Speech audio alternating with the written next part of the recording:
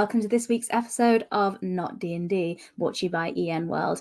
I'm your host, Jessica, and this week I have summoned someone very special to come and join us to talk about Wreck This Deck. Becky, thank you so much for joining us. Thank you so much for inviting me. I'm really excited to be here.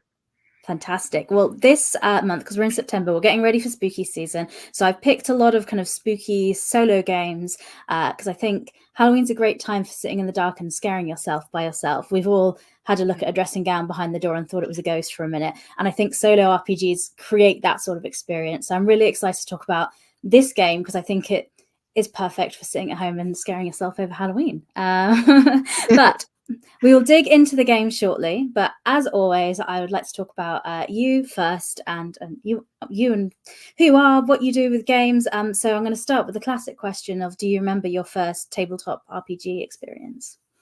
I definitely do. I definitely remember it. So it's a bit of a longer story, which actually starts with me reading a book. I think I was about 10. It was in the school library. And it was a children's fantasy novel, sort of a fantasy novel, about a group of people who played a role-playing game and took it far too seriously, and everything, all sorts of terrible things went wrong. And sort of on reflection as an adult, I now think that maybe it was some sort of satanic panic morality tale warning you off role-playing games. It does sound a bit like that as soon as you said it. Doesn't it? But 10-year-old me read this and went, that sounds amazing. That's what I want to do.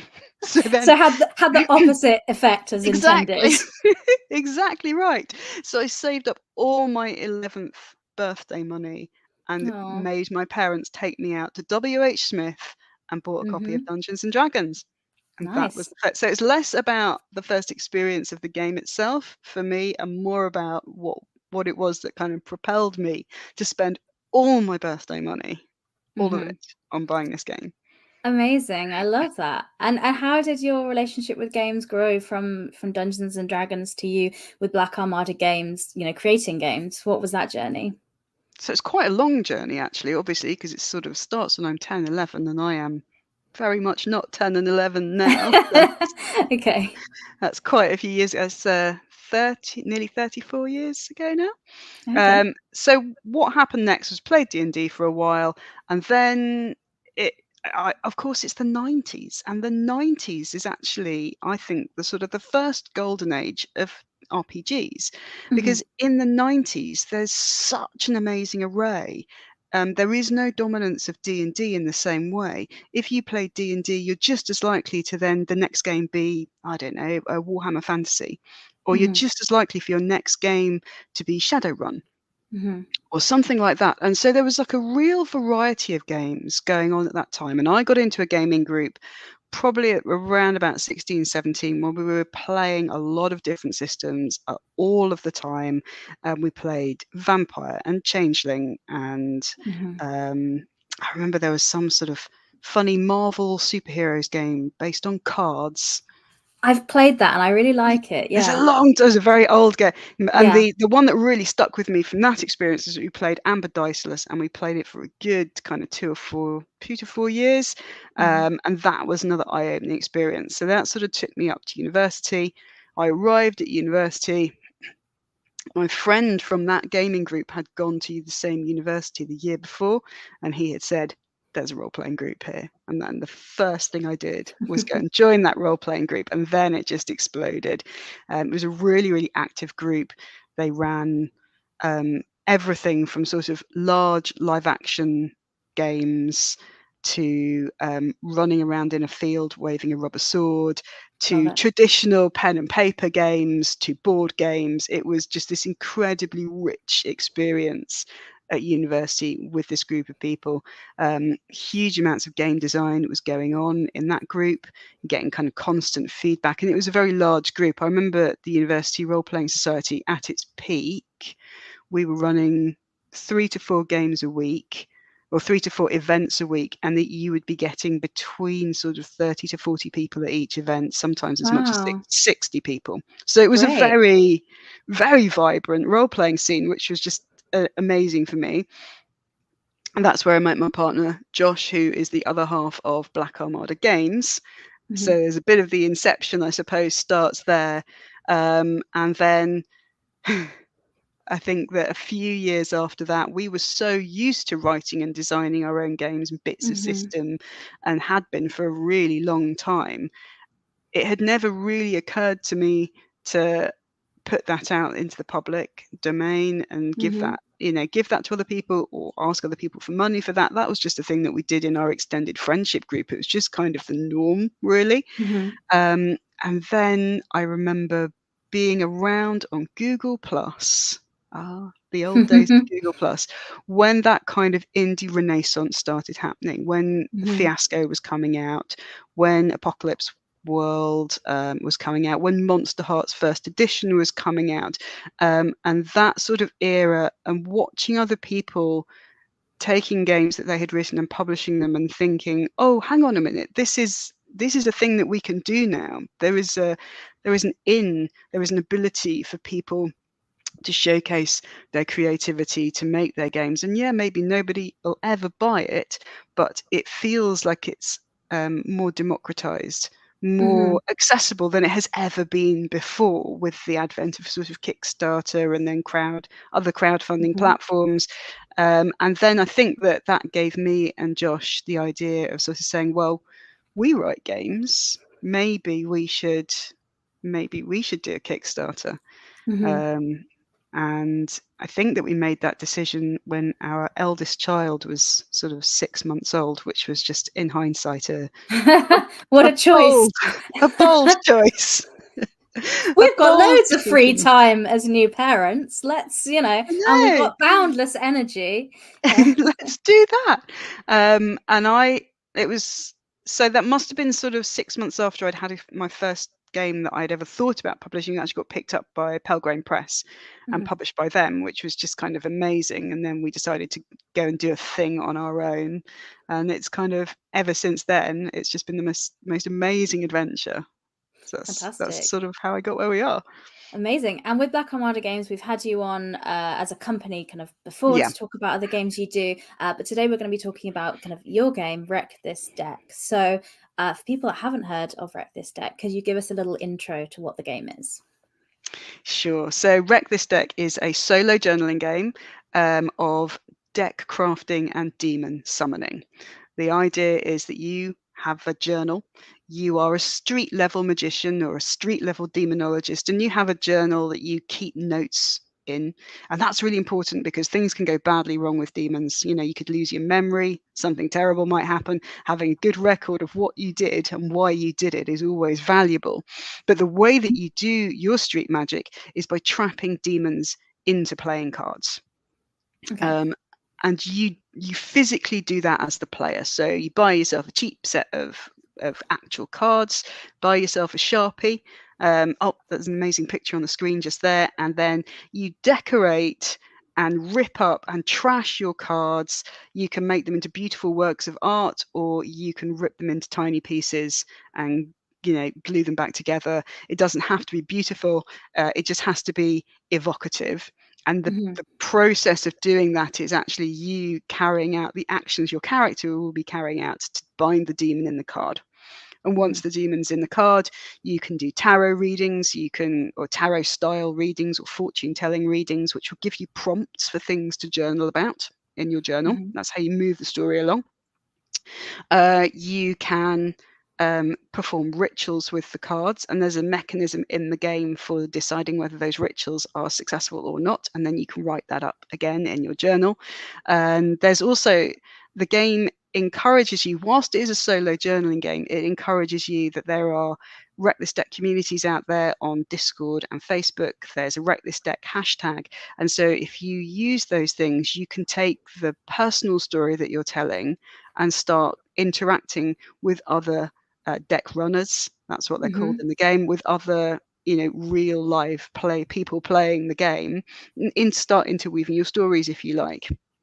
Fantastic. And you talk about like deck runners and magicians and demons and things. So what is the setting for the game? Is this meant to be in the real world and this is something that's alongside it, or what was the intention with it? So very much this is supposed to be in the real world, and this is a kind of a secret world layered on the real world. Mhm. Style of fiction, I think, that we're really familiar with, that there's a hidden world. But it's also a world of late stage capitalism, of corporate greed, and you are playing somebody who is an ordinary everyday person who has got this little bit of power, this little bit of ability. So how are you going to use that to sort of try and balance the odds in favor of your community against the kind of the powerful interests that are not particularly caring?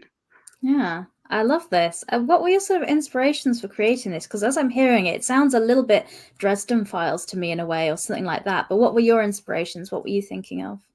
I suppose because I'm a bit older, my initial inspiration was actually Hellblazer and John Oh yeah. Constantine. I am a huge fan of the character of John Constantine and the sort of the way that he's trying to help people, but the kind of the flying by the seat of your pants dirty magic that he ends up having to do, and the consequences of that, which are not always super healthy for him and the people around him. You know, magic, and this sort of magic, it should feel like a little bit desperate, a little bit down and dirty. That's kind of the vibe. But you're right, it's kind of feels very much Dresden Filesy, maybe a little bit Supernatural, the TV show. But yeah, so I would say that in terms of the setting, Constantine was probably the strongest influence. I can definitely see that as soon as you said it. I was like, oh yeah, I absolutely what you say about that magic being very grounded and having a cost and a risk and being something you physically have to do, like with the deck of cards, that makes perfect sense. So if we're sitting down to play, how does the game work mechanically? So what are we going to be doing when we sit down to play? So it's pretty simple. As a solo journaling game, the way that a lot of solo journaling games work is through the use of journaling and writing prompts. And in many ways, Wreck This Deck isn't that different. The prompts come from the fortune telling aspect of the game. So you tell fortunes with your deck. It will require you to come up with an interesting scenario or ask your friend to give an interesting scenario. There's something going wrong in my community. People need help. How can I help them? What do I need to do? Then you can do a fortune telling, and that will give you things to write about. Deciding, you will decide, I'm going to go out and I'm going to capture a demon, but there are tables in the book. There's actually tables of fortune telling tables, which will say, oh, well, if this card comes up, it probably means something like this to help you with the prompts. But there's also tables of suggested demons. And in those tables, there's suggestions of what you might do to trap them and what the costs might be and how it might complicate your life if it lives in your deck now, which just give you more prompts really for how to build your story. And then there's a mechanism for if you want to do a ritual with your demons to affect some change in the world, to move the story on in a particular direction, you can decide to do that. You'll build your ritual and you'll decide what it looks like. But honestly, if you go online, there'll be plenty of inspiration from Witch Talk and other places I'm sure that you can use if you want to help you build that. But then there's a mechanism for deciding, well, did the ritual work? Did it go well? Did it go badly? Was there some weird outside interference? And what did that, what might that look like? Which again, kind of gives you writing prompts to change the story again. I think the other thing that I wasn't really expecting, but which has been just amazing, is the upswelling of community around this game. So I see a lot of people playing it more collaboratively, where they'll say, I've just drawn this card in my fortune telling, I don't know what that means. Has anybody else come across this, and how did that work for you? And that allows you to get inspired or have more writing prompts by getting ideas from other people, which I think is a really, I know this is a solo journaling game, but one of the problems you can have with solo journaling games is kind of running out of steam.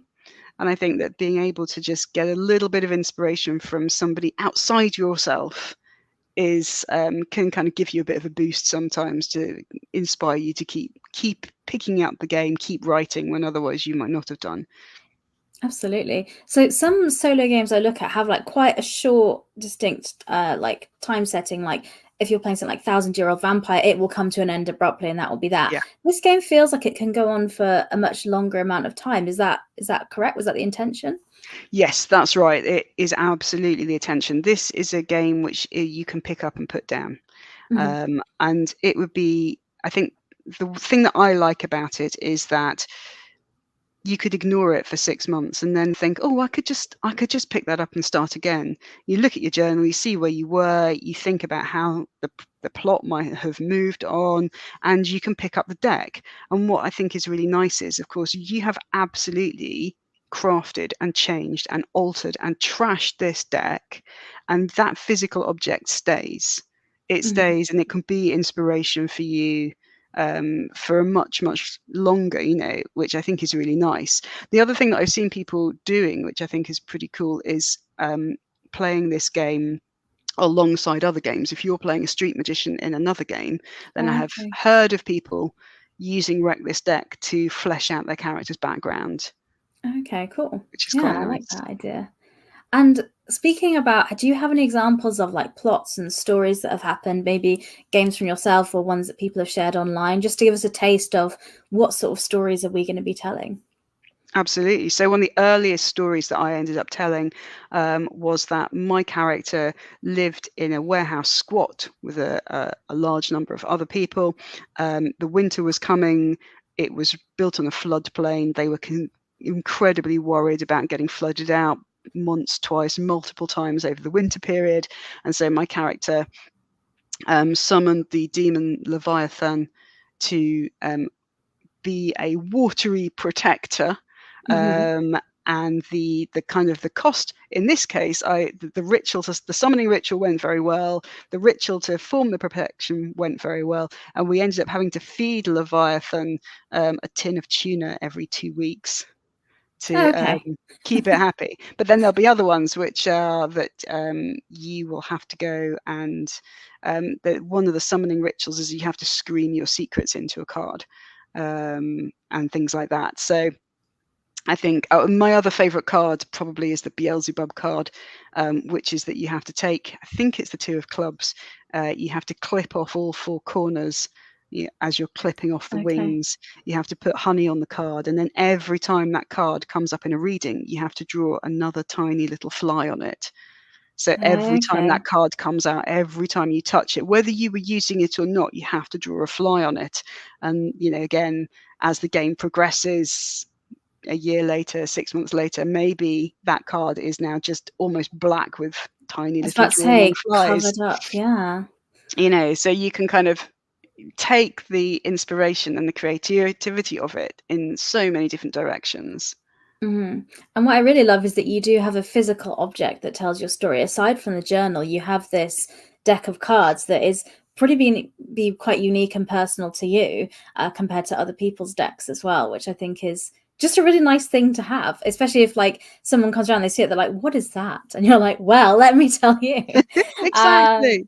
Yeah, amazing. So obviously with solo games, the great thing about it is when it gets put out in the world, people will pick it up and have their own experiences and relationship with the game. But I was wondering what your intention as the designer was for the experience of play. So what was your intention for what people are going to feel, or what's the experience going to be like? So the answer to that question is actually weirdly small and narrow. I played before the actual pandemic. My partner Josh and I were playing a lot of Pandemic Legacy. Funnily enough, we lost our taste for Pandemic Legacy, the board game, after COVID, and we've only really just got back into it. Fair enough. Yeah. I don't want to be too spoilery for people, but there is a point in Pandemic Legacy where you have to rip up a card. And Josh refused. He wouldn't do it. And I was like, dude, game rules as written. We've got to rip this card up. You might not want to, but we have to. And he's like, no, I can't destroy a board game piece. And I just remember just yanking it out of his hand, ripping it to pieces, and thinking, well, there's something in this kind of in a very small and mild way, destroying a board game component feels quite transgressive. Even though I'm somebody, board game collectors are quite precious about keeping the games in really good condition. Like, I know a lot of people, if they receive their board game with a dent or a ding in the box, they're like, no, this is not acceptable, I need to return it. So yeah, absolutely. People will sleeve the cards that are in their board games and things like that. I, on the other hand, am someone who writes in books. happily, frequently. And I felt that I wanted to write a game which kind of captured this moment of, oh no, I can't do that. And the feeling of excitement and catharsis and the feeling of transgression of actually doing it. And the reason I chose playing cards was actually keeping the barrier to entry really low. I Yeah. wanted to make it accessible. I wanted to make it really easy. You know, like at one point during the writing of this game, I thought, should I do this with a tarot deck? And I do have trash tarot cards in my personal Wreck This deck. But it's not really cool to ask somebody to drop 30, 40, 50 or more pounds on a tarot deck and then trash it. And they might not even like playing the game. A couple of pounds or a couple of dollars on a deck of playing cards feels like that's an acceptable thing to ask people to do. But I really wanted people to kind of channel the discomfort of feeling like I shouldn't do this into doing dirty demon magic. Lovely. I love that idea. And I think that's a really interesting element of play, because so much about, you know, tabletop games is capturing moments of play that we'd have in childhood.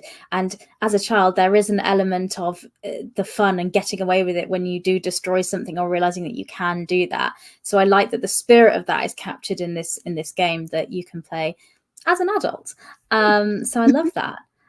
So for some people, they've never tried solo games, and it's something they're a bit hesitant to try and kind of explore. Do you have any advice or, I don't know, guidance for people coming into play solo games, and specifically around trying Wreck This Deck if they've never tried solo games before?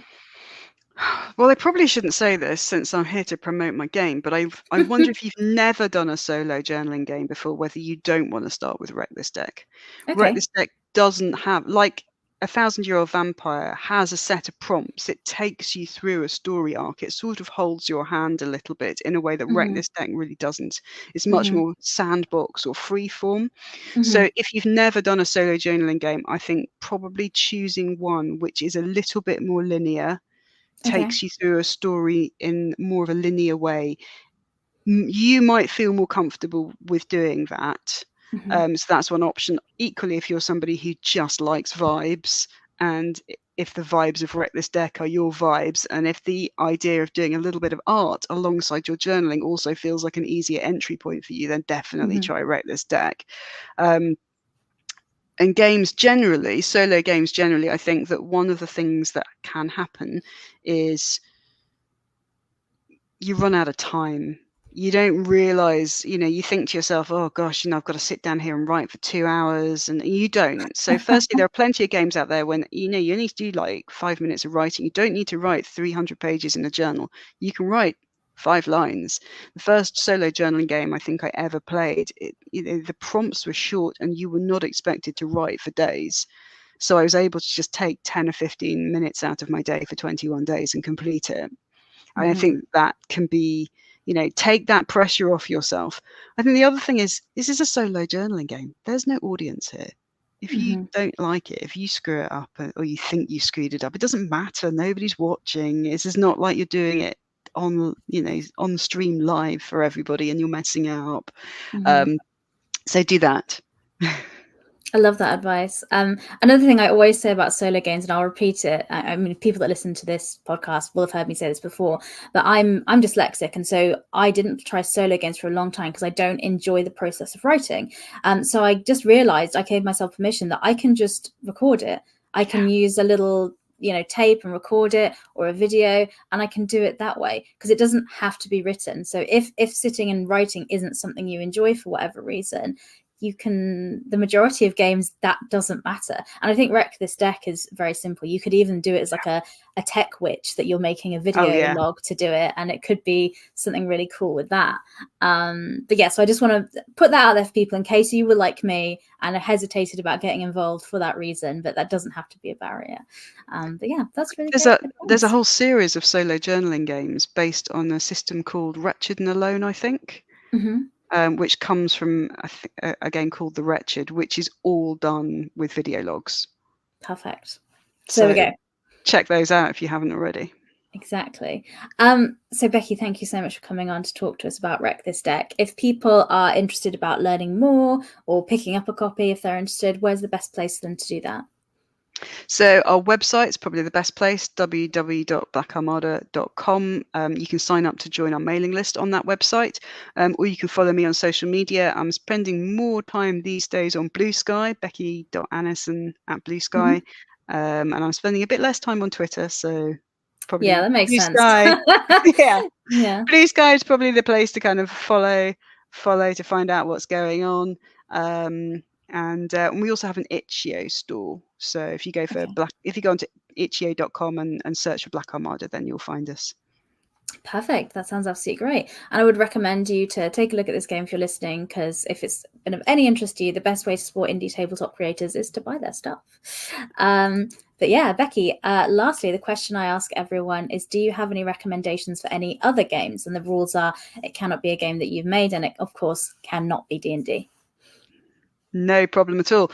So I've been recently rereading a game or a collection of mini games called Playing Nature's Year by McGuay Baker.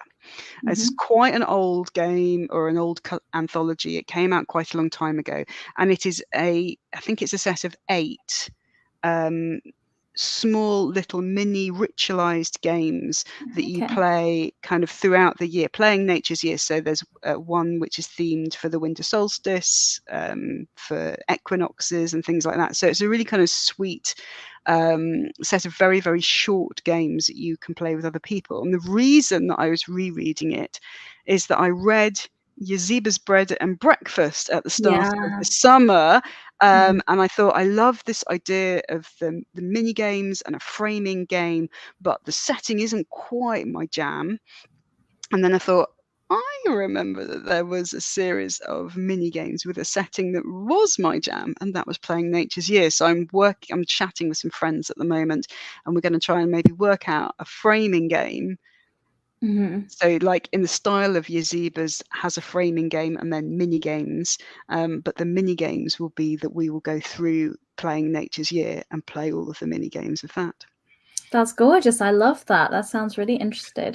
And if anyone's interested in Yazeba's Bed and Breakfast, we do have a Not D&D episode where Jade Dragon came on and shared about that game. So if you're thinking, oh, that sounds interesting, I have more information about that as well. The concept is really, really kind of the concept and the design is really cool and really clever. Absolutely. Okay, well, I feel like we're coming to the end of our time here, Becky. Is there anything you would like to say about the game, or any kind of closing words that you didn't get the chance to talk about yet? I think I covered mostly everything. I just want to reiterate that there's some amazing artwork out there about Wreck This Deck, some amazing communities. But don't look at that and think, oh my goodness, I've not got an art degree. I couldn't possibly do that. There's at least one card in my deck where I have misspelled the word east. I just took a Sharpie and I was writing east on it, and I realized afterwards, how can you misspell the word? Well, I did on my deck. There are cards in my deck where I didn't even spell the words right. So, this is not a game about producing something perfect and beautiful. But that said, if you want to look at some amazing icon candy cards, then they are out there and you can see them. Excellent. Yeah, I think that's the great thing to say. And like you said, it's not a performance. The great thing about solo games is just for you. So you don't need to worry about doing something wrong or something like that, because it's for yourself. So absolutely. Well, I love that. Well, thank you so much for coming on, Becky. It's been great talking to you about Wreck This Deck. I hope people enjoy hearing about it, and will consider going and picking up a copy and trying out solo games if they haven't already. And thank you for watching and or listening. Everything we've been talking about is in the show notes of the podcast, or they've been up on screen if you've been watching the video.